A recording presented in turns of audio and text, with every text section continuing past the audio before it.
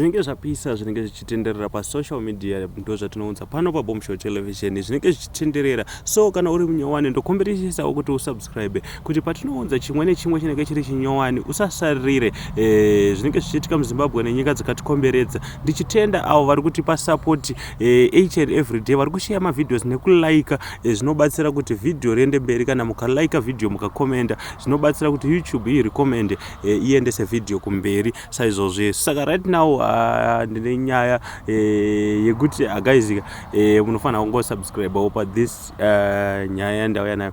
Chandafarira hangu pakutenderera kuita nyaya iyi ndofunga muri kuona kuti face ndeyamaititi ende pane nyaya mapictures awo ari kutenderera zvamanje manje vasina kupfeka. So ndauya neupdate yekuti asi ndisandapinda muupdate yangu iyi chandiri kunyanya kufarira ndechekuti maititi havasi kuramba zvavo because pane face ende patori nemavideos ende hatikwanisi kunge tichikupai nekuda kweYouTube. Ndofunga munoiziva kuti inoti pamastrikes tikazotadza kukupai zvimwe zvinhu, so vanenge vachizvidawo munongomatsvagawo ende ari kutenderera zvamanje manje. Asi nyaya yandangoya nayo ndeyekuti maititi right now vaisa police report zvokuti kunyanya uyu ramba muchishare mavideos awo ende neakashare wacho kubva pekutanga anosungwa. So right now ndo nyaya dzandinadzo, ndo nyaya dzekutenderera dziri kupisa. Ingoriwo warning update yandangoya nayo pamusoro pemanudes nemapictures ari kutenderera nemavideos ese.